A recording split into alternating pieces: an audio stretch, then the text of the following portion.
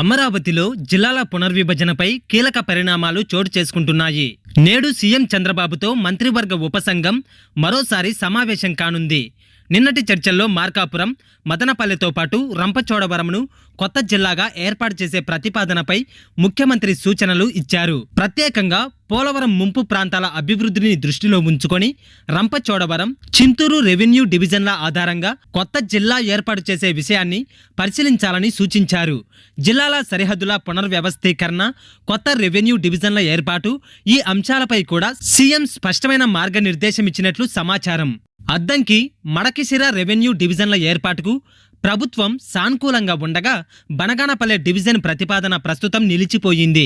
చిత్తూరు జిల్లాలోని నగరి రెవెన్యూ డివిజన్ను తిరుపతి జిల్లాకు మార్చే ప్రతిపాదన కూడా పరిశీలనలో ఉంది.